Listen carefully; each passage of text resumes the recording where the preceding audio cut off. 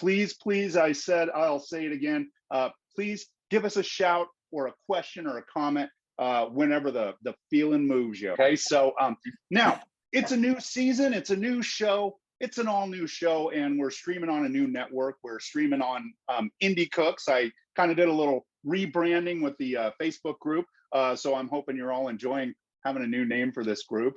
Now, my guest tonight for the season opener is Miss Laura Pauli. Okay. I wanted to come in with a blockbuster for this one since it is a new season. And so I met Miss Laura Pauli working for World Central Kitchen. And you can see she's wearing the shirt. And by the way, I'm wearing one too. Okay. Kind of hard to see that. Yeah. Whoop, whoop. Shout out for World Central Kitchen. We met when we were volunteering to feed refugees from the wildfires in California. We were in Vacaville and did just days and days of cooking out there. Laura probably more days than I did. We were talking about that, but it's a really, really good cause. And I really do enjoy getting involved with this organization and doing anything I can to help them out. And so we're going to be giving some shout outs and some whoop whoops for the World Central Kitchen, and as well as for Laura Pauli as well. Okay. We met with World Central Kitchen, as I said, but I have been watching her on social media and seeing her post her chefy doings out there in San Francisco. She's in the Bay Area down there. And I've also been looking at pictures of her fabulous view of the San Francisco Bay out of her apartment. I've been enjoying that. But then the next thing I know, she's deploying to Ukraine with World Central Kitchen. And it's just an amazing story. She was there feeding refugees each and every day. And I just thought this would be a really, really interesting story and a great show for everyone to hear tonight. So I'm super excited to bring her in. Let's give a shout out to Laura Pauli and for everything she did. Can you guys hear it? Yeah, listen to that energy. Thank you so much. Listen to the energy. Okay, so first of all, like, who is Laura Pauli? That's going to be my first question out of the gate. Laura Pauli, who the heck are you, young lady? We're going right down to the existential. Yeah, well, talk about yourself, what you do in the food world, since we're kind of a food show, right? So talk about a little of your chef background and who you are and what you do and what you've done in the past and all of that good stuff. Set us up for the evening. All right. So I've had a bit of a schizophrenic life. I've always had one foot in marketing with tech companies and finance, and one foot in the food and wine world. And so, trying to run those parallels always been a little challenging, but I always say marketing feeds the wallet and cooking feeds the soul. So can't give up either. I like that. Especially in the Bay Area. I won't talk about the marketing because that's boring, but for the food, it's really taken me all over the world. I did not know how to cook. I literally burned water. I think I melted 2 or 3 pots on my stove. I did not know how to cook. And I had this little 4'10" Italian grandmother who is probably the best chef on the planet. And she could make a rock taste like a gourmet meal. And but she wouldn't teach me. Awesome. She wouldn't teach us. She would she had no problem shoving pasta in us, but she would never teach us. And I tried to get her to teach me her sauce recipe. Like, every Italian grandmother's got their sauce. And every time I turned my back, I'd see her throwing something in. I'd say like, hey, what'd you put in there? She's like, oh, it's just a little something. So I never got the cooking gene. And so when I was in my early 30s, I gave myself a gift of a cooking class at Home Chef. And there was one up in Sacramento. It was a little cooking store here in San Francisco, a little cooking store with a school upstairs. And I took a 10-week cooking class. So it was every Saturday morning. Oh, and wow. Techniques each. I still have the book somewhere here. And it's my go-to book. And I took those classes and I fell in love with it. And I took every class they offered. And then I started assisting in the classes. So I'd come in a couple hours early. And so that was like getting a private cooking lesson right there. And so I was on. That's where you really learn, in that background stuff. That's where you really learn. Right, that's where you're doing the mise en place, the prepping, the chopping, and you really learn about kitchen organization, which is, as you know, 99% of cooking. If you're not organized, forget it. And getting those knife skills down. So that's really where I honed it. And so I was at that time, Under the Tuscan Sun had just come out, and I remember it was the first day of that cooking class, and I walked out the door. And there was a bookstore, and Under the Tuscan Sun was in the window, and I saw it, and I'm Italian, and I never really researched my background. And so, the voice in my head said, go buy it. So I bought it, and I fell in love with it. And I just said, this is me. These are my people. I need to go to Italy. I need to have a cooking school. I need to renovate a farmhouse. I need to grow basil on my back porch. I need to sleep with fabulous Italian men. I need to. That's awesome. I didn't have lofty goals at that time. I gotta say, Laura, people are shouting out at you here. Liz is saying she was honored to chop cabbage with you one day, right? So it's the little things, right? Laura, Pauli's food is fire. I'm getting some comments over here. Nice. Oh, Liz was in crime in Poland. She is an amazing woman. She's getting water filters sent over there as we speak. So wow, she's a rock star. So that's great. I was marching on this path to have a cooking school in Italy, and then the market crashed. The dot-com bubble burst and took my Tuscan villa with it. And so I just started teaching how to cook. And in my apartment, I put on Pavarotti, and we'd make fresh pasta and fresh bread, and so I was doing that for a while. And then so I believe it was divine intervention, but call it what you will. So one day I came home, and there was, remember when we had those little boxes that were voice recording, phone call recordings? What were they called? Where you like an answering machine? Thank you. I couldn't think of the word. It's been so long.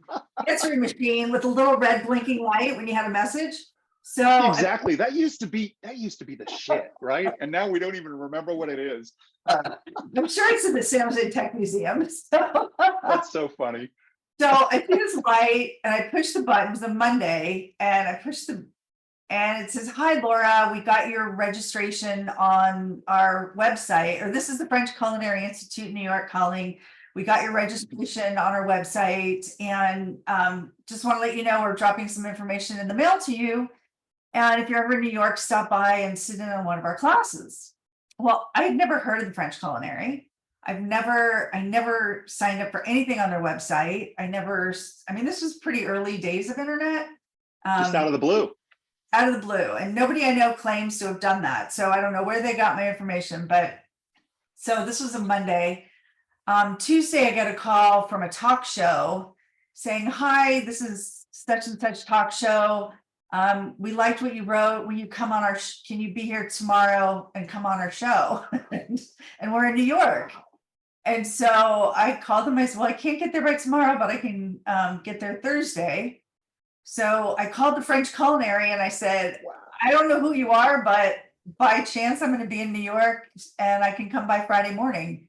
So I did a red eye out Wednesday night, flew in, did the show, and then Friday morning I went to sat in on the school in the morning in the class, and I fell in love with it. But I had no intention of going to cooking school. I mean, I'm going to start my fun Tuscan villa and sleep with Fabio. But the planets were aligning, though. Obviously, the universe wanted you to go. They did. It came with a few bumps in between, though. So that was Friday. I sat in on the class and just fell in love with it. But I just thought, there's no way that I can do this. It's too expensive. I don't have the funds, and besides, I want my Tuscan farmhouse in Italy. So yeah, of course, right. And then I went visited some friends who worked in the World Trade Center on Friday afternoon. Flew home Saturday, and Tuesday was 9/11. Oh my God. So you just saw friends, and were they all right, or did they? Oh, they didn't make it out. Oh no. Oh my gosh. What a story. So there was that, and and then the market crashed and took my Tuscan villa with it. So I just thought, all right, I guess I'm back to tech. And so I was just doing the tech thing. And a year later, I get a letter from the French Culinary saying, we're coming to town, come meet our chefs and some of our students. And I was living in Burlingame at the time, which is about it was about 30 minutes south of San Francisco. Yeah. And it was October of 2002. And it was pouring rain, pouring buckets. And the only reason I went was I had a plate that had been painted by Jacques Pepin and Tracy Desjardins that I had bought at a auction like years earlier. And the only reason I went, Jacques Pepin was one of the deans there. And I went because I wanted him to sign the plate. And this event just happened to be at Jardiniere. And so I asked Tracy to sign the plate. And that's the only reason I went. I went to get these plates signed. And so they signed the plates and they were lovely, of course. And then I was talking to some of the students and the dean. So Andre Soltner, I mean, all these great French chefs, Andre Soltner, and you don't hear that name very often anymore, but longest running 5-star chef in the country. Right.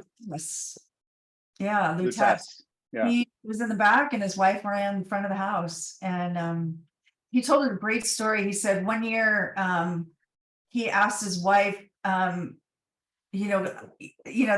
reached some level of success at this point. And he said, I'd love to buy you something. Would you like a fur coat? Would you like diamond ring? What would you like? And she said, I just want you to take me to a movie. Yeah, get out of the restaurant, right? Right. That's Just funny. a date night with her husband. It's the little things. Right. And like that was one of the stories he told me that night. And so these chefs were wonderful and the students were so excited about having gone to school there. And so then that Friday they were having another reception up at Copia. And so I thought, well, I'm going to go there. So I drove to Copia, went to the reception, and Jacques Pepin came up to me and he said, "You are the woman with the plate." And it's like, well, I have to go to cooking school. Woman with the plate. That's funny. And so they all knew about you. They were warned. So the chefs were all there and more students, and on Andrea Robinson. She was Andrea Emmer at the time. Andrea Robinson was there. She's a master sommelier, and I got to spend a lot of time talking to her. And then the next day they were each teaching a class. So I called a friend who lives up there and said, "Can I sleep on your couch?" And I came back the next morning and took all the classes. And at the end of the day, I still had no intention of going to cooking school. This was just, I was having so much fun. At the end of the day, the head of recruiting, who was on the trip, obviously it was a recruiting trip, he came up to me and we just sort of chatted off and on over those few days. He said, "Laura, just send me a check." And I said, "Oh, no, I already paid for these classes this morning." He goes, "No, you're going to cooking school. Send me a check." Yeah. No, that's how they get you. Talk about pulling you in and not letting you go, right? Wow. So I take it you went to culinary school. So 6 months later, I told my boss, I said, if there's a layoff between now and next May. So May 27th, I think I started 2003. Moved to New York, and it was a 6-month intensive every day from 9 to 3. And then go home and study and practice cooking. And I had an internship at Danube, which was a nice. David Boulay restaurant down there. It was Austrian food. Mario Loninger was the chef, and then I also interned at Financier, which is a French pastry chef that was downtown. And all of these fancy joints. My gosh, look at you. But the coolest thing I did there was I volunteered at the James Beard House, which is great. Just the coolest. It's like the best kept secret maybe not so much anymore, but back then it was. And so it was James Beard's house, and Julia Child had it turned into a landmark, and that was where the James Beard Foundation is. But 5 nights a week they invite chefs from all over the world to come cook dinner, and anybody can eat dinner there. If you're a member, you get the schedule a month before, or that beginning of the month. And then, and it was a really reasonable price. And, to be invited there is an honor for a chef. And so they would just pull up all the stops. And that goes on your resume. Oh, big time. When you chef there. Yeah. Exactly. That's on your resume. Yeah. Yeah, so I mean, I cooked with, I assisted uh Morimoto, who was incredible, Mm-hmm. was so kind to me. And I don't know, there was 3 or 4 volunteer students there, and he just came up to me, he said, you and I, we're gonna cook together tonight. You just stand right by me. And he was amazing. And that's where I met the Farallon crew, Farallon here in San Francisco. Peter Palmer, if you're Right. on, shout out to Peter Palmer, where I met him in 2003. Peter was the sommelier at Farallon for a long time. You And so I yeah. assisted, You you really had a career. I mean, I was just kicking around a bunch of kitchens. I mean, I feel like I'm with royalty here. no, not at all. So I was at Farallon for about 6 months, and then I moved to France. And because I Oh my after God. cooking school, I wanted to be a, a great chef that cooked for millions, fed millions, gave millions. And I just thought there's no way. At the time I was 40, and I knew that a New York chef was not going to hire me over a 21-year-old guy. They're just not going to do it. And I get it. Yeah. So I thought, well, I'll go to France, get some unique experience, and then come back, because all the great chefs in the US have all gone to France. So I got to Paris, and I just said, I'm not leaving. And I ended up staying there for 6 years. And Oh my gosh. so Look I at was, this. Ladies and gentlemen, we are bringing on the top of the tops here. This is amazing. Wow. so no, there was divine intervention all the way. But Yeah. first I cooked at the Cannes Film Festival, and that was the first couple months there.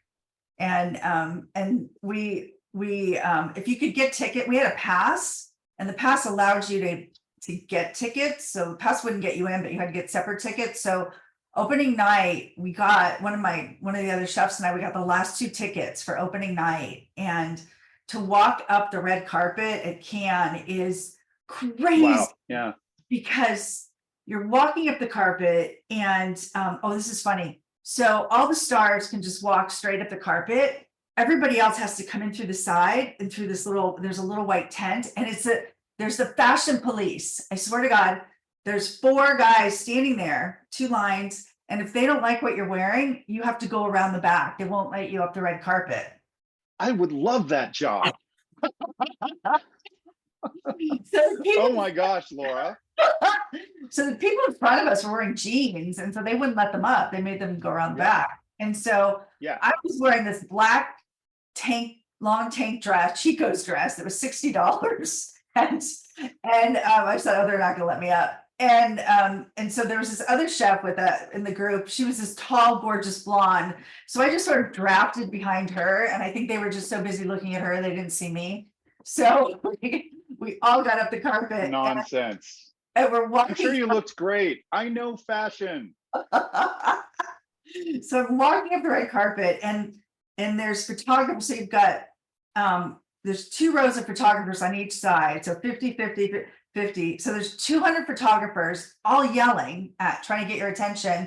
So there's 200 flash bulbs going off.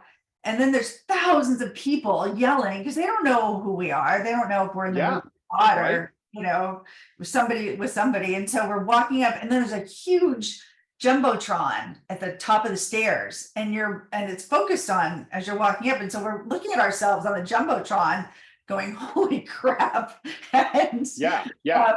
it was just I mean, wild. not that I know, not that that's ever happened to me, but I totally know what you're talking about. So the cooking was much less glamorous. So we got up and went in the movie. But the cooking, so on the beach of Cannes, right in front of the main building, there's all these tents from each country. And of course, the US had the biggest tent. And in that tent, at the time, a little cafe, which we all worked at, and there was an internet cafe back when, remember those things? They were back when the answering machines, back with the answering When we machine. had answering machines, yes. And then they had a press room. Full circle, we've gone.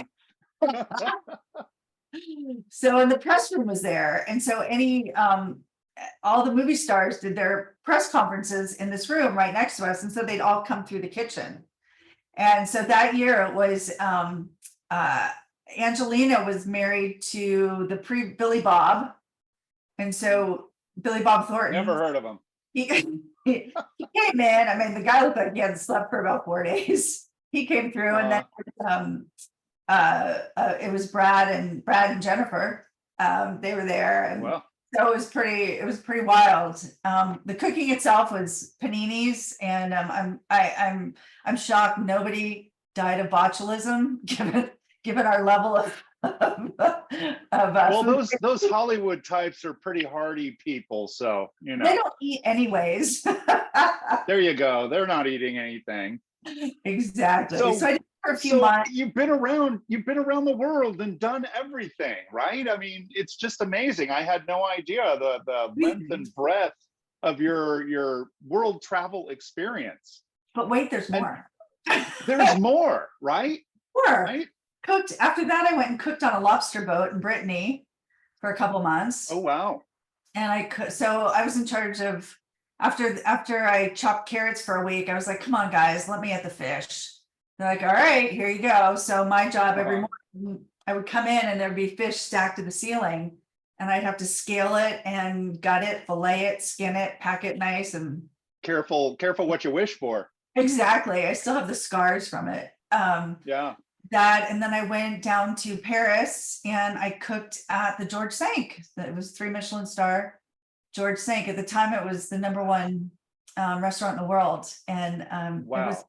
it was pretty spectacular. It was Look at all this stuff you've done. not bad. Oh my gosh. Amazing. So does that kind of lead us to where we are now? Yeah, so I wanted to stay in Paris because, of course, who wouldn't? So I started consulting to tech companies there, and thought I was able to stay. And then I came home and got back into tech more full time. And then I did my sommelier certification in 2017. My goal with that is, I know you like the grape juice. I do, known to Yeah. throw it back. And so my goal was to move up to Napa and make wine, and then the fires hit. The fires that we know all too well. Fires hit, and the fires kept hitting. And Yeah, they didn't stop. And in 2020, I just happened to be, again, divine intervention. I was laid off the day the lightning fires started, and so I headed on up to Cavill and showed up at World Central Kitchen and started cooking. And that's where we met. We met, yes. Yes. Yes. Wow. Yeah. It was the first time. Do you still wear the same shirt from then, or This is did from you get a new one? one of them. I have a few now. Yeah, probably. I was able to Hopefully. I got a hat. I got a black hat in Poland, and I got an apron. So it's pretty cool. It's they don't let those go lightly. You gotta work for them. So this brings us to World Central Kitchen. So who is World Central Kitchen and what do they do? So World Central Kitchen was founded by Jose Andreas and another gentleman. I'm blanking on his name. And then they brought in Nate Mook to run the organization. And it first started in Haiti with the earthquake, and then with the hurricane in Puerto Rico. That was really what galvanized them, because, you know, as someone was throwing rolls of paper towels, Someone who shall remain nameless. Yes. Jose was activating his his supply chain and getting generators flown over and getting equipment flown over and getting food flown over. And he was just like, that's the thing with World Central Kitchen, as you know, their whole goal is to feed people, and that's it. That is their mission. We feed people. Yes. And for those who don't know, Jose Andreas is a chef, and by gum, chefs get things done. We don't just sit around and talk about it. So yeah, he really did make a huge impact on that Puerto Rico hurricane. That's when I first started hearing about them. Right. And they've set up a permanent school there and a farm, and in Haiti, there's a school in Haiti as well. I believe, I'm not sure if it's a school or farm, but there's something permanent in Haiti. It's wherever there's a natural disaster and now a war, they're there. And yeah. I took their training. They offer a chef relief training, and I did it this past January, where they really got into the philosophy and and the activation of it. And their whole mission, they want to get in there right away and start cooking. And it's all about cooking food of those people. And their whole Oh, philosophy, yeah. because you're in a disaster zone, doesn't mean you can't make beautiful food, and you can't make. And it makes sense to that whole idea. That's a great idea. I mean, you want to make people feel as comfortable as possible, right? So you don't want to come in with this strange food that they don't understand. You want them to have something warm and comforting. That's just a great idea. I love I love that idea. Right, because you want them to, you want to touch their heart, and you Yeah. want them to know that it was made with care, with respect for them and their culture. It was funny at World Central Kitchen in Poland early on, they'd made, I don't know how many hundreds and hundreds of pounds of pasta salad, and nobody ate it because they'd never had pasta salad before. So Like cold pasta? What? yeah, Yeah. like what is this? Funny. So they quickly started making in these massive paella pans that held 700 pounds of meat. They would make soup, and it would be, hundreds and hundreds of gallons of soup went out every day. Wow. And it Wow. was borscht. And so my friend Liz, my partner in I love that. cabbage chopping crime, we were chopping, everything is handmade there. And every other day we were chopping not just a few heads of cabbage, like 600-700 pounds of cabbage. And it's Yeah. chopping by hand. There's no machine that you just push it through. There's no there was a robo-coop, but it didn't work. But so all this chopping, so there's 20 people, 25 people, all chopping cabbage by hand. So it's all this chopping by hand. I mean, who can volunteer for World Central Kitchen? Can anybody help, or do you have to be a chef or some other kind of rock star? No, if you can make a sandwich, you can volunteer. That's Right. And that's almost like dealing cards in exactly. Vegas, right? We kind of felt that way when you're putting the lids on the top of the buns on the sandwiches. Anybody, I mean, there was people from all walks of life. There was lawyers, there was retired policemen, there was college students, there was a woman from here but lives in Italy and Greece and gives tours, and it was a guy in a UPS guy from Canada came over, Guy, who was our cheerleader and mascot over there. It was anybody and everybody can jump in, anybody that can help. It was an accountant from DC. And that was the thing that really struck me there, was that World Central Kitchen is a platform that allows ordinary people to come together and do extraordinary things. Because what that kitchen produced every single day was extraordinary. And that entire operation was extraordinary. I mean, I still can't wrap my head around everything that organization did. And we were the main kitchen in Poland, but there were other kitchens, and there's kitchens all over Ukraine as well. So, but, we were putting out, 10,000 meals a day. And at the height of it, early on, they were probably doing 20,000 meals a day. So, 10,000. Are you guys hearing this? 10,000 meals a day? Are you kidding me? That's amazing. It's mind-boggling. I mean, I never cooked in such quantity. And the recipes were like, for example, so every morning, 120 hotel pans of cake would go out and be distributed. And so that was kind of a traditional breakfast for them, or? Yeah, so fresh fruit, juice, and cake would go out, and every day the menu would rotate every week. So I don't know what it was. Tuesday was Ukrainian honey cake day. Wednesday was banana cake day. So, but like, for example, the banana recipe, it literally says bananas 1,000. Flour. Oh my gosh. I'm getting some comments here from Liz Villarreal, right? She must have Yeah. with you. 500 kilos of cucumbers, 500 kilos of cabbage on a slow day, right? It's just amazing. So let's say that, maybe somebody watching here, I mean, they're not up to going to Poland and cutting 500 kilos of cucumbers in a day.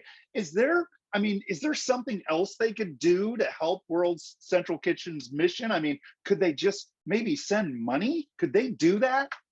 Money cures all ills. Money, don't you think? Money. You know, the Let's cool just thing, throw that out there. send them money, send them your money. World Central Kitchen doesn't take any money from the government, which is what allows it to be so nimble. For example, and I'm sure you saw it with the glass fire. The glass fire broke out in the late Sunday night, early Monday morning. They called me at 9 a.m. and said, can you get up here? I got up there around 2 o'clock and the truck was already there and they pumped out 700 meals. So there's no red tape they have to deal with. There's no government approvals. They don't have to wait for FEMA to send money. You know, we'd all be dead if we Yes. waited for FEMA to do anything. So they call it the tip of the spear. And there's a small group that goes in immediately and just starts cooking. And It's amazing. They start out, and it doesn't matter where it is. I mean, they're in the Bay Area one day, they're doing floods in Mississippi the next, and they're just everywhere. They get their hands in wherever it's needed, and it's just amazing. Yeah, So yeah, anything people can do to support these guys, they really need to throw in. Don't you have some sort of a GoFundMe going for World Central Kitchen yourself?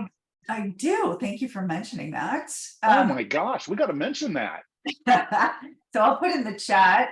I started this before I left. I had connected with a woman who was over there volunteering. She works for an NGO in DC, and she had started a small fundraising because she was helping refugees directly. So, you know, it went from her to the refugee. There was no middleman. And it was buying train tickets for people to get to their next stop. It was buying airline tickets. It was buying, you know, helping them buy clothes, because people were coming over the border at this point early on. I mean, people were coming over with everything they owned in a garbage bag.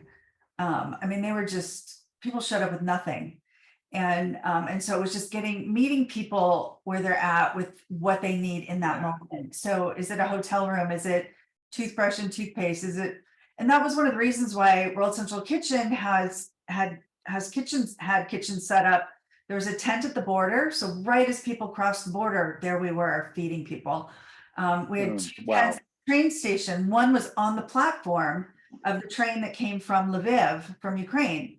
And so people come off, they go through customs, and there we are. We're the first thing they see is a warm meal. And so where exactly were you in Poland?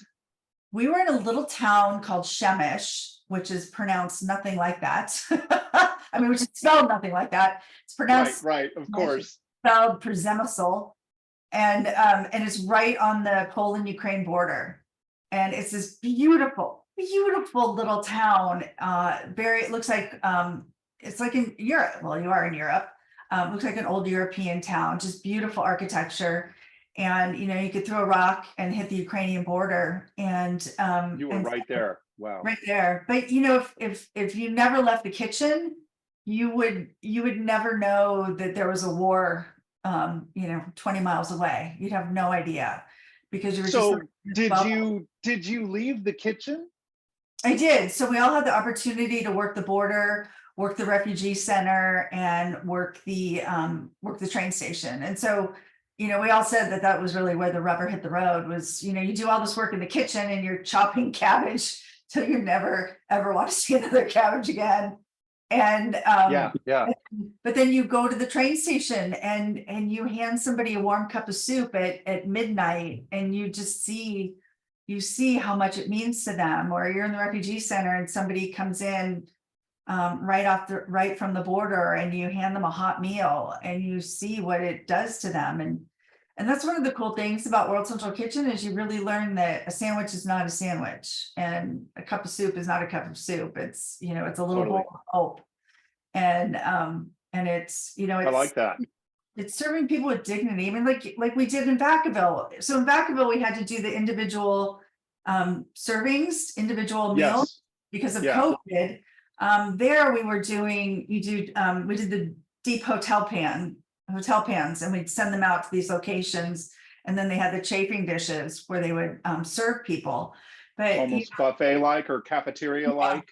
Yeah, but Yeah. we would serve them, and it was really, you're serving people with dignity, and you're serving them with love, and you want to show them that people care. And the way we did it with the individual ones is, you remember, every box had a garnish in it, and Yes. the meat was placed, and the grain and the vegetable were all placed carefully, and then everything had a garnish, and so that when they opened it, they would see something beautiful, and they would know that, when you see something beautiful, you know that somebody put some care into it.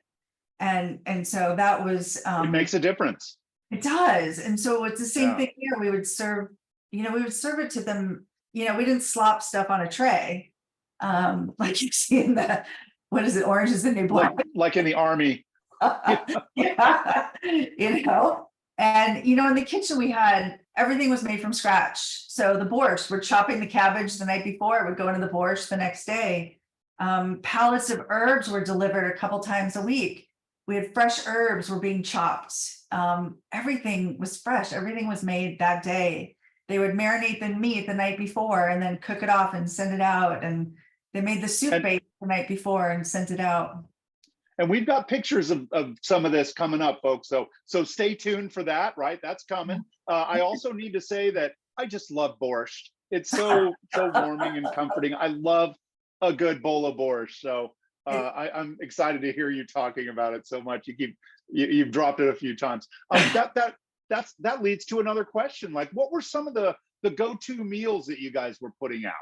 Did you have some standouts? Well, because you're cooking like I said, when we were there, things were slowing a bit. So we were only doing 10,000 meals a day. That's all. Yeah. It was pretty slow days. Yeah. Earlier on, they were probably doing about 20,000. That was when, mass humanity came over. So, you have to think of something that you can cook for a lot of people. And so we did a lot of, there was a lot of pork cheeks that were roasted. We did beef. We did, Liz, what were some of the other things? Help me. Keep an eye out. Yeah. There was the red borscht and the green borscht, and then there's a cold borscht that they would make. Our family meals. Oh my God, we had fresh focaccia, like 4 or 5 different kinds every day. We had one of the chefs there. She's from Ukraine. She would make a cold borscht, which was great when it was 100 degrees out. Turkey, cucumber salad. Yep. I'm seeing them pop up in the comments. That's right. Nice. They did roast turkey, and we had cucumber salads and fresh veggies and grain. There was always every meal there was vegetable, grain, and protein. And all the meals are run by a nutritionist at World Central Kitchen, because it has to meet a certain ratio. It has to have a certain number of calories, certain number of fat, and it's got to have the vegetable ratio, because when we think this is their one meal that day, so this has to meet a whole day's requirement. So everything's very carefully planned and thought out. So they're not thinking that they're going to be back for another couple meals. This might just be the one meal they get. Wow. Gets them to that's a hard reality there. That gets them to their next destination. Our chef, Noah Sims, he's on Instagram at Mountain Man Sims, I think, if you want to follow him. He's always good for a laugh. But his whole thing was big, bold flavors, and everything had flavor. It's just because you're cooking, 300 kilos of meat, it doesn't mean it has to be bland. And so I'm a fan of flavor. Yeah, I'm a fan of flavor myself. Yeah, like, why not? Right. But it was, what a concept. He had a sign that said big, bold flavors, and that's what we did. It was all about cooking beautiful food, delicious food, and loving people. Liz is shouting out the cold borscht. She's giving that a holler. Also talking about the sandwiches after they were out hitting the panini grill, right? That sounds delicious. I wouldn't mind that right now. We were doing about 5,000 sandwiches a day. So on top of the meals and the cakes that went out every morning, there was always hundreds of gallons of hot soup that went out, and 5,000 sandwiches. We did our high. I was there 7 weeks cooking. The high there was, when I was there, I think it was 8,000. And then before, earlier on, it was 10,000 a day. So Didn't you tell me like how many meals have they cranked out during this deployment? as of today, I think it was 158 million meals across And Ukraine. just in Europe, In right two, there in that area. Oh in my gosh. Poland and Ukraine, 158 million meals in 200 days. Like you Guys, can't think about that. That you can't even wrap your brain around it. exactly. It's like how it seems insurmountable, but again, when ordinary people come together, you can do extraordinary things. Did you have any? Can you talk about extracurricular activities or celebrity sightings, anything like that? Oh, we had Rachel, Mark Murphy, who's a chef in New York. Mark Murphy was there. He wasn't there when I was there, but he was there for about 8 weeks early on, and Wow. he ran the kitchen. Liv Shriver popped in. Awesome. He's Oh wow.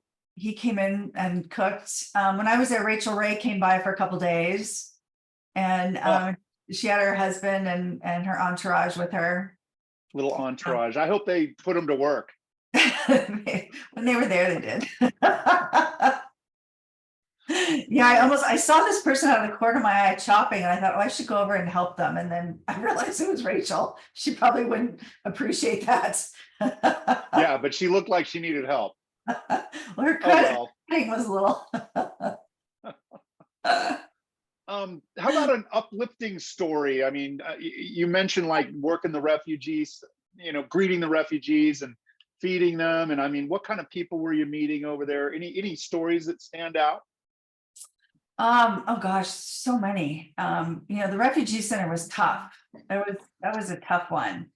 I had to have a come to Oprah talk with myself a few times.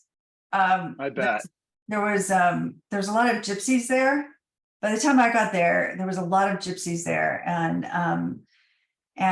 there's all the women are pregnant. Every woman has like 5 or 6 filthy kids Oh hanging on God. her.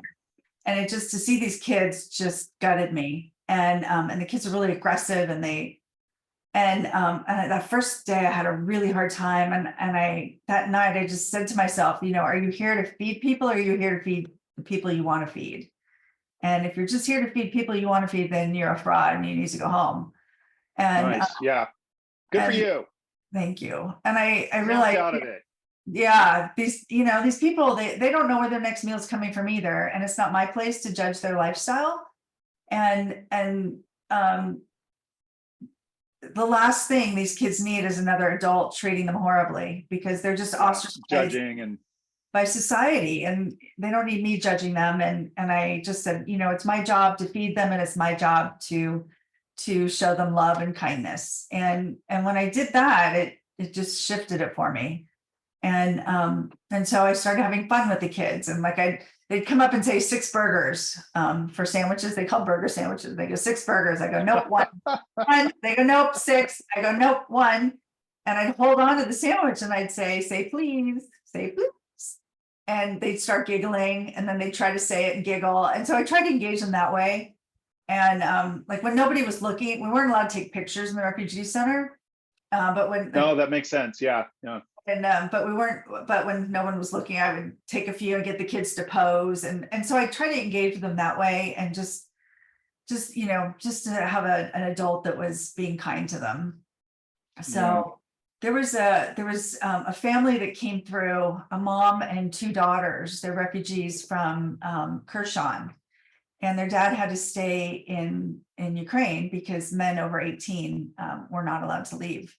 So they came over the border, came off the train, and there was World Central Kitchen, and they had a meal, and they were placed with a family in this town right near the train station. And so the family decided to volunteer at World Central Kitchen during the day, and then they worked at the train station volunteering at night.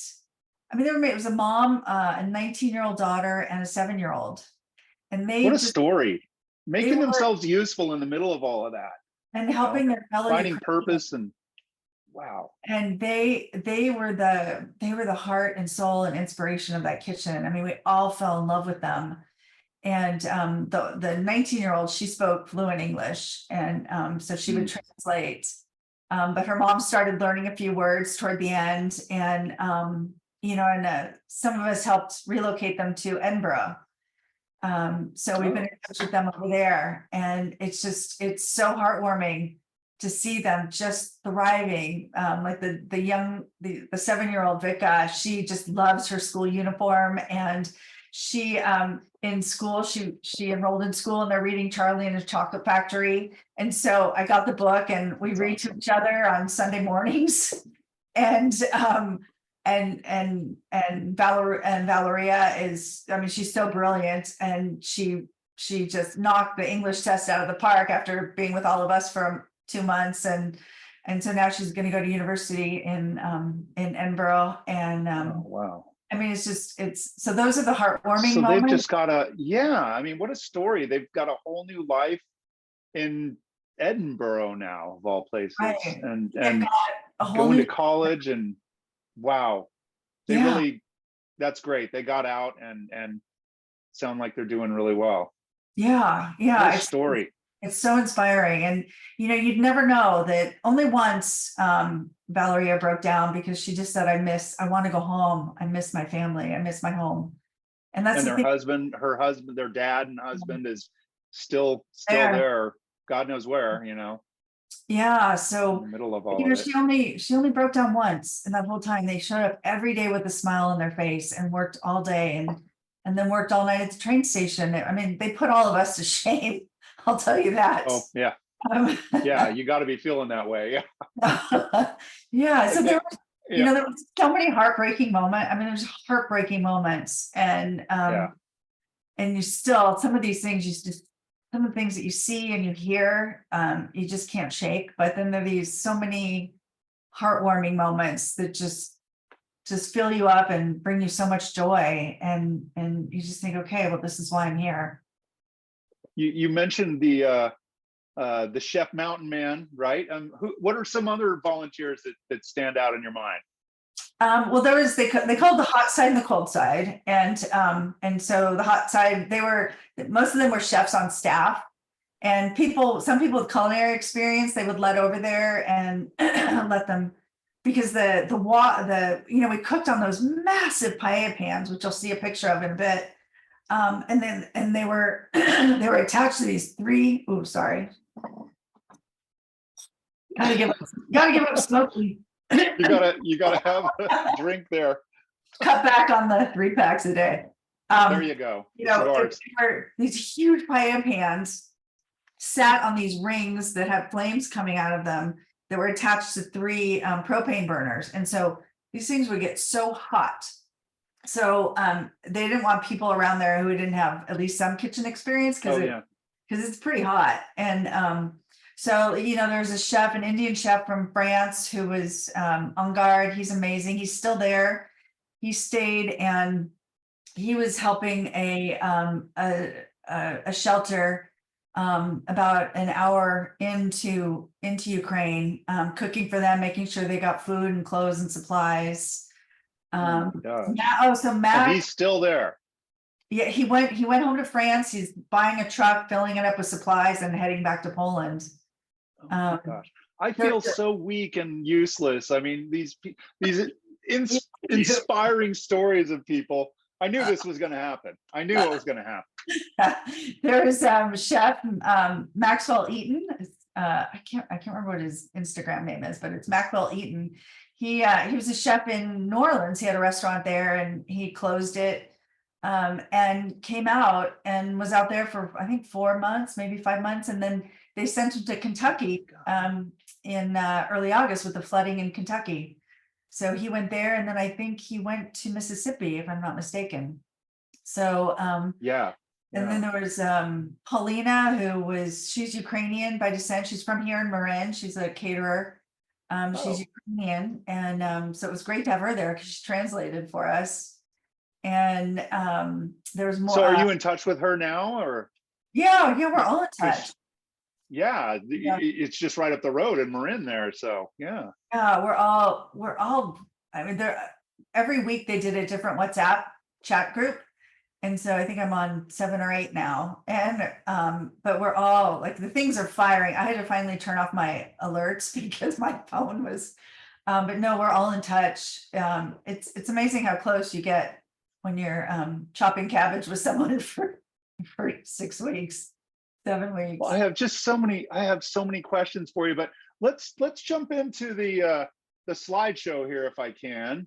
Okay. And I can tell a little, talk about the yeah, and you can kind of talk us through. Oh my gosh, come on. Well, let's start here. Okay, well, on the left, we have the 2 greatest leaders of our time. President Zelensky, president of Ukraine. He was a stand-up comedian, and now he is standing for world power. It is just remarkable. This man is, there are no words. I wish we had our leaders that were half as strong as he is. And then Jose, who's that other strapping fellow? Other handsome man, Jose Andreas, our fearless leader, whose mission in life is to be. And then next Nobel Prize winner, I think. I hope so. He was nominated last time, but I hope he gets it this time. And then right, you see that was a sign in the kitchen, and it's blurry, but it says humanitarian aid at the bottom in Polish and Ukrainian, and then at the top it says "We can do it." I love it. I love it. Let's see. Let's move forward here. Oh my God. So those 2 on the left, that's from Vacaville. Yeah, the 2 on the left are from Vacaville. So that's celebrity chef Keith Breedlove right there. He was running the show. Right. And his wife, Amy Breedlove, who's a chef to his right. They're right in the center. Yeah, they're in Oklahoma now, and he is the head chef for the Pioneer Woman. Whoop, whoop. Yeah. So and there he and I are in the bottom one. This big picture, oh my gosh, this was one of those nights at the train station. So we were on platform 4, and it was pouring rain, and it was freezing, and this mother and daughter were standing there waiting for the train, and they were wearing shorts and light clothes, and they were shivering. And I can't even. I tried to give her my jacket, and she wouldn't take it. And so we had a big box of stuffed animals in the back that we would give to little kids because, they had to leave everything. They had to run out. And so we would give these kids stuffed animals. And so I put a little animal in the bag and I gave it to her daughter. And the mom just burst into tears and was sobbing and was shaking and sobbing. And I was holding her, and then I start crying. And then oh my gosh. The daughter comes. And you fell apart. I fell apart. The daughter comes and hugs us. So it was this 3-way hug of us all. Oh my gosh. And so that was after we stopped crying. But I took this picture and I texted it to her because I wanted to get her phone number so I can stay in touch with her. Oh, gotcha. Under the guise of staying in touch. So I haven't heard back from her. Every once in a while I'll send a text saying, checking in on you. So I hope they're okay. But yeah, that was a moment. Here, let's see what else we got. Oh my gosh. Oh, so that's at the train station, the big tent. Okay. And actually it got so busy that they had to set up 2 of those. And so this tent just became like a dining room, and then they moved the kitchen right next to it to another tent. But this is right at the entrance of the train station. And it was going at least 9 at night till 11 at night, and 9 in the morning till 11, 12 at night. Liz, oh my gosh. Let me know if I've got that wrong. Some we might have started earlier, I'm not sure. But yeah, these were going, and then the one on the train station went till midnight at least, because there was an 11 p.m. train that came from Lviv, and often it was late. So we would stay until people got there. And then on the left is that's a sliver of the kitchen that you can see, and that's our chef Noah writing big, bold, beautiful flavors. Yeah, you were talking about that. I was thinking of this picture when you mentioned that. Yeah, it was his mantra. So what you're seeing, another unsung another unsung hero of the kitchen is the whiteboard. That's where Yes. it all happens, right? What do we do without whiteboards? Exactly. Exactly. Here, let's you got pallets of water there Yeah, if you can in that see other on shot. there's a sign on the top of the pallet of water. It says Oh, friends forever. That was on the last day of the kitchen. okay. Our friend Oh, Guy from Canada always left little messages in chalk all over the kitchen for us, and it would be big smiley faces and we love Ukraine and smile and smiley faces and oh my gosh, what a great guy, it was amazing. He right? came hopscotch one day, and so we were playing hopscotch at lunch. But you can see there's Awesome. forklifts, and I mean, this was a map. This is the largest kitchen in Europe. Oh It my was the gosh, largest yeah. kitchen in Europe, and it was just an empty warehouse, and they turned it into a kitchen. And they in the back, you can't see it in this picture, but there's a massive walk-in. I don't know what at least 1,000 square feet in the walk-in. Amazing. And Here, let's, do you have any more? yeah, let's keep going here. Oh, Well, that looks like the star of our show right there. there you are, Liz. That's Liz in the bottom left. So that's Ungar. Ungard, our Indian chef. He bought this cool motorcycle with a sidecar. It's And, super cool, I and- must say. and he's taking Liz for a ride. And then top corner is our head chef Noah Sims and Alina, who ran was in charge of all the volunteers. So if you think of herding 100 feral cats, that's what she had to do every day. Gotcha. Coordinate the people in the kitchen, and then the people in distribution, which were the people at the border and the train station and the And people arriving and leaving, volunteers, right? You know, she was Yeah, coordinating all of that. people Yeah. getting COVID. Like, what do we do? Oh my gosh. That was happening a lot. I forgot all about COVID in the middle of all this. We got tested every Monday and Friday. And our first okay. 3 days there, we had to have an what's the word? Not botulism. Lizzie, help me out. What's the salmonella test? So the first 3 days that we were there, we had to get a salmonella test every day, 3 days. And after that, if we ever come back to Poland, we never have to have another salmonella test, which makes no sense, but we had to do it. It doesn't, right? You can get it tomorrow. Exactly. Oh my But gosh, how weird. the salmonella test involved a self-administered swabbing, and when they handed it to me, she hands it to me and points to the bathroom, and I was like, "Are there any best practices for this?" Like I had to Cirque du Soleil contort practically to do it, but To get it done, yeah. it made for a lot of Wow. jokes, but so this picture is in Ukraine, and when you see the flag, the top half of the flag is blue, the bottom half of the flag is yellow, and that's because blue skies, and there are sunflower fields as far as the eye can see. It is the most beautiful country I've ever seen. It's either fields of yellow or fields of green. When I drove in, I got about 4 hours in. That's about as far as I got in. And everywhere you looked, all you saw were fields of sunflowers or fields of corn. And it was just breathtaking. So I got to say, that's a great shot, Laura, of you. Thanks. I wish it was showing the whole thing. I got a little cut off there. Let's see what else we got here. It's just gorgeous. It was amazing. It was amazing. Oh, this was the salami. So we had to make, Liz mentioned the salami sandwiches. So we had to make 5,000 sandwiches a day, minimum. And on the highest day, we made 8. But it was always about 3,500 salami sandwiches and about 1,500 vegetarian. And so the salami sandwiches, there was the buns and cream cheese and a slice of cheese, 2 slices of cheese, and then 10 slices of salami, not 9, not 11, but 10. And you had exactly. And you lay them down in 2s in the shape of a flower. So they said, make them like a petal, like the Ukrainian flower. And even though no one would see it, it was just back to their philosophy of cooking with love.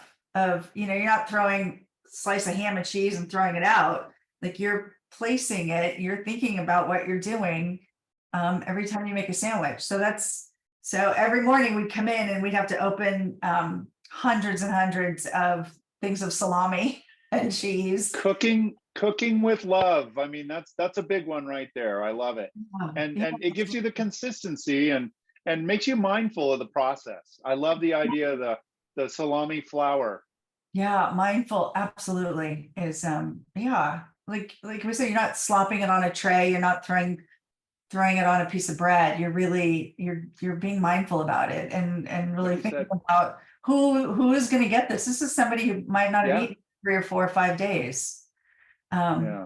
so Cooking with love. yep. On the top left, every week we took a picture of the group, and that was the group that week. I don't know which week it was, but those are all the volunteers. And then the one below, so the thing that's so fascinating about this war is, Russia's a war machine. Russia flips the switch, and they've got the people, they've got the weapons, they've got the munitions, they've got the, they flip the switch and they go. This is truly a crowdsourcing war for Ukraine. When people like Liz and I, and normal, average, everyday people are bringing over suitcases full of, like Liz sent over water purification kits, and I brought over 2 huge suitcases of clothes, and then from my GoFundMe, we were buying food and buying flak jackets, because these soldiers don't have any equipment. Ukraine, Right. I believe their army could support about 200,000, and I think they've got over 700,000 now. And so, these men are going to war wearing TiVos and tennis shoes, and so it's a crowdsourced war where people are sending money. This was a group called the Ukrainian Sewing Circle, where they made flak jackets for soldiers, and Oh, wow. we're buying body armor and sending in body armor and So insulin. those are handmade by civilians and just handed out, huh? Yeah, given to soldiers as they go to the front, as they're Oh called my to the front. gosh.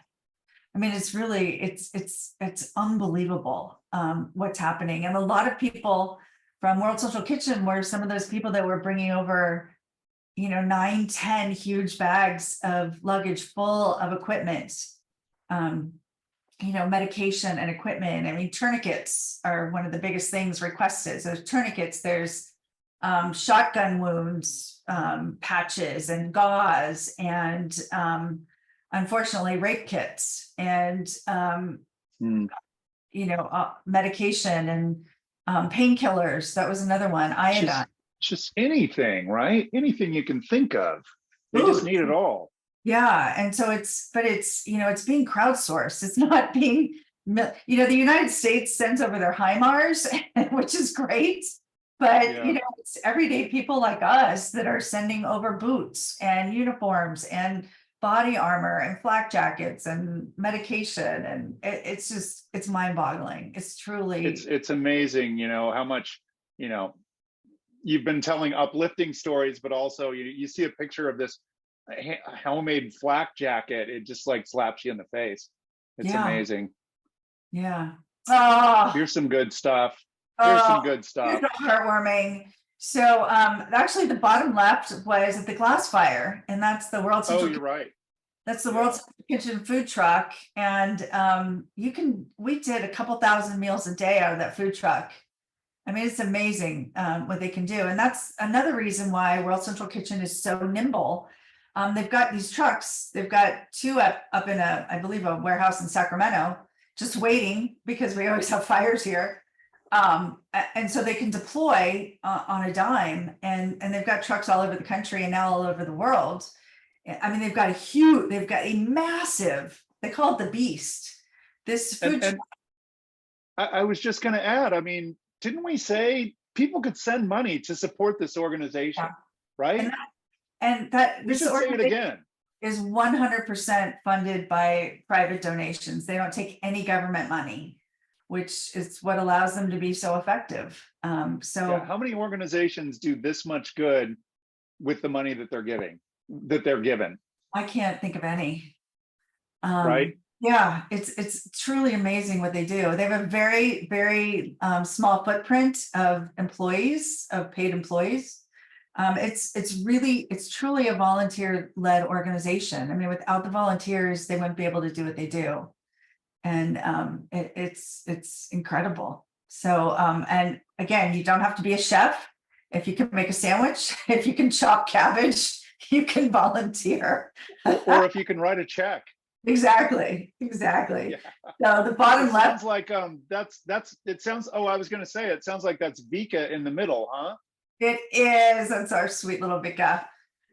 So at the train station, we had a table with coloring books and paper and pens and crayons for the kids to play with, because they would have to wait for hours and hours and hours for the train, because it was often late coming in. So it turns out, so when Vika and her family first came over, Vika had made this picture when they first came over, before she'd even volunteered with World Central Kitchen. And so it's Ukraine on the left and Poland on the right. And that picture was hanging up in the tent at the train station. And so this was one day that I was there and she was there, and she said, I made that picture. She pointed the picture and they told me she made that picture. So I wish I kept it, damn it. But at least I got it. You can't just steal the pictures. What would people say?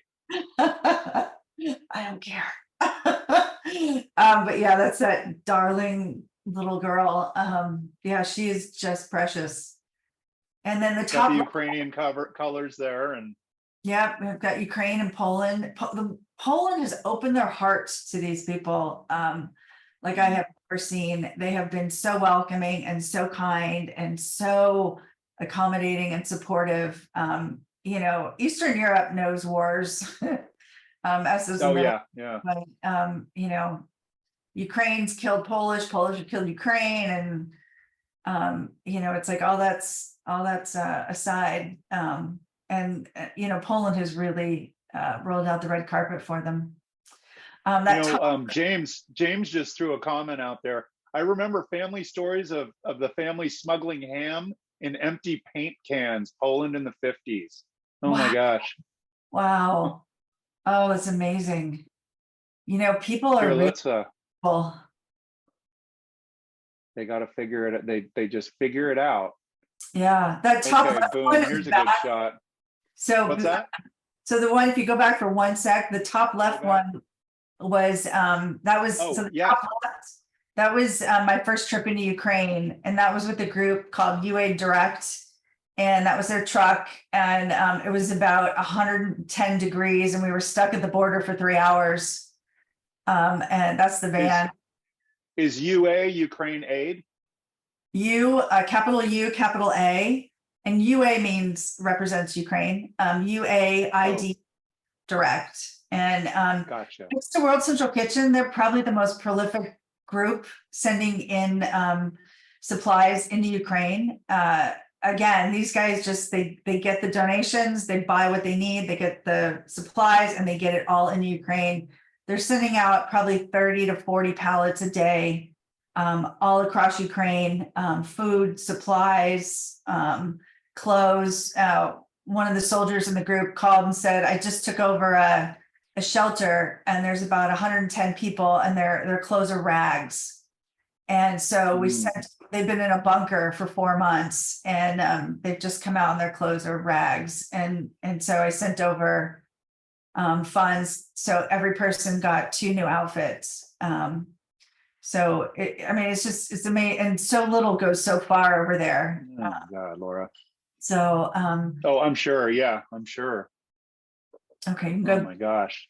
Okay. That's Mountain Man Sims all wrapped up.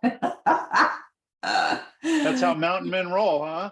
Yes, he's so funny. He had broken his foot. So it was the last week. It was the beginning of the last week. that we were there, and he'd played basketball that weekend and hadn't even started playing. He was warming up and he broke his foot. So he was captive in his wheelchair. So you may as well wrap him in plastic, I guess. Exactly. So he'd stop. He kept getting up and walking, and nobody Oh, wanted him gotcha. walking. So they wrapped him up Yeah. in the chair. Hard to keep a good man down. Exactly. Yeah, it was especially hard for him. So that picture on the right, this is to the other extreme. This is a picture from Kershaw. It's occupied territory, and so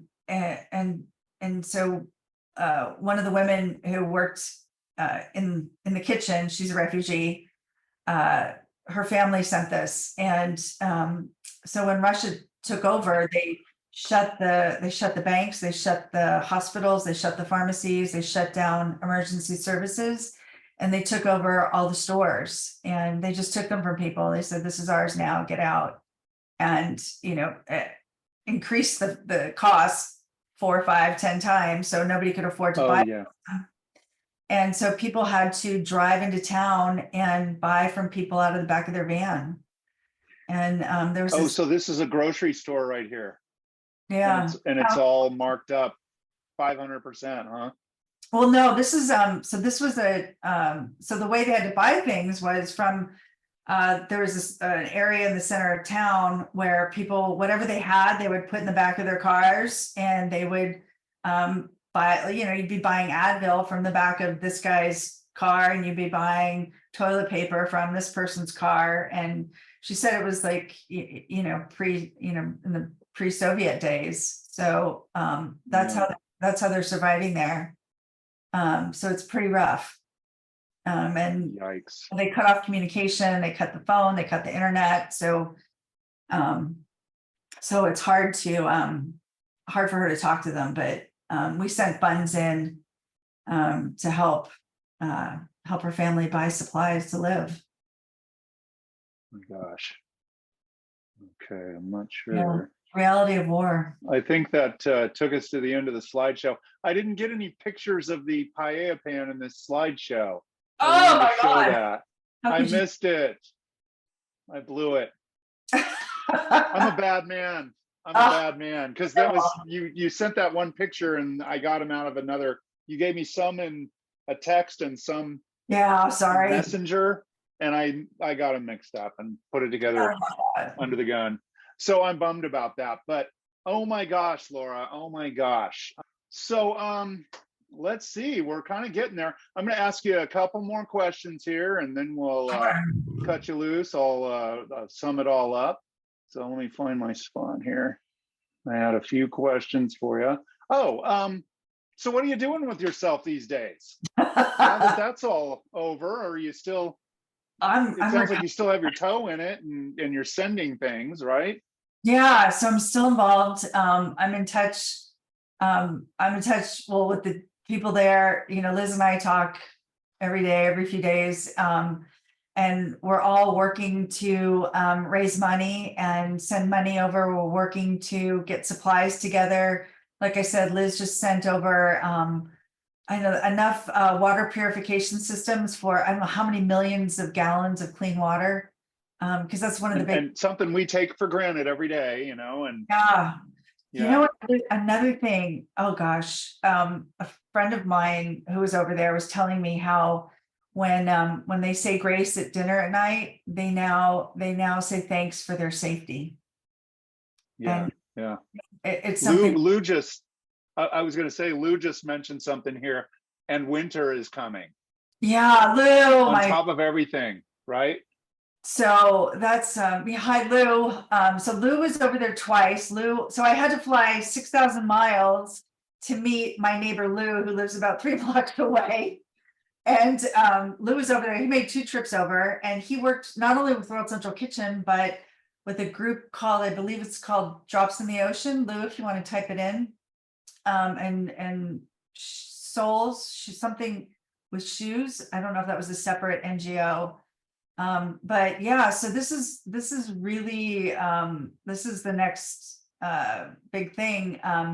they're much farther north than we are, so it's starting to get cold there now. And come winter, which is going to happen probably in a month for them, it's so Russia's cut off um, gas, Fuel and fuel, gas, electricity, and so there's especially in the eastern part, there's no water, there's no food, there's no fuel, there's no heat, no electricity. So come winter, if this isn't over, Russia's just going to dig in and starve people out and freeze people out. And I think we'll have a bigger humanitarian crisis than they did back in February, March, April. So that's why we're all just praying and pushing to for this to end. But Lou just mentioned drop in the ocean. Yeah, as a thrift shop in Krakow. Yeah, so he was fundraising, buying shoes for people, and he had a great saying. He said, it might feel like what you're doing is just a drop in the ocean, but to that person receiving it, it's the ocean. Yeah. Wow. Powerful stuff. Wow, Laura, I was going to end it on a light note. After all that, oh my God. Hey, what are you cooking these days, girl? I feel like an idiot. No, so we're all still fundraising. We're all still sending money over. We're all trying to get food and supplies and medicine and anything we can to support. On a fun note, there is a group called Kalush Orchestra, and they are touring the United States, and they are coming to a city near you. And they are the group that won the Eurovision song, Stefania. Okay. And I think they're going to be in Seattle, but they're coming here October 21st in San Francisco. So Lou and I will be there. So that's a way to support Ukrainians, because they're raising money and sending it back to Ukraine to support the war effort. So, Wow. so it's a fun way. And next time you have a bowl of borscht, think about the 700 pounds of cabbage that we chopped every other day. Every day.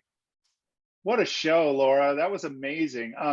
I've been up and down and all around on that one. This has been an emotional experience, I got to say. I just want to thank you so much for coming on and telling your story on this very sad show that I do. Wow. It was an amazing honor. stuff. It was an honor to be here. Thank you so much. Oh my gosh. Are you kidding me? Okay, so let's call it a night. I'm going to bring it to a close. I want to thank Laura Pauli, not just for joining me on the fake show, but also doing some good in the world where so many are in such real need. We encourage everyone and anyone to help out World Central Kitchen, of course, with everything you've got. Okay, make it money, time, effort, whatever you can do for World Central Kitchen. I can't say enough good stuff about those folks. Let's see, next week. Oh, go ahead. Sorry. No, I said that's how we met. So you never know who you're going to meet. That's right. That's how we met. Lasting friendships. And it sounds like you made a ton of lasting friendships over there. Yeah. Absolutely. I was going to say next week, let's see, we got a show next week. We're going to have Danny Johnson. Okay. He did not just captain the world US Butchers team in their latest world competition. He brought the whole darn competition to our shores. So he's got a tremendous story to tell as well. I'm talk about being honored. I'm honored to have him, honored to have Laura. I want to hear the story of how Danny put it all together and brought it all to my old hometown, Sacramento, in the next installment of Between Two Stoves. That's going to be next Thursday, September 22nd at 7 p.m. That's Danny Johnson, U.S. team captain for the U.S. Butcher team. That's going to be streaming in Indie Cooks group on Facebook.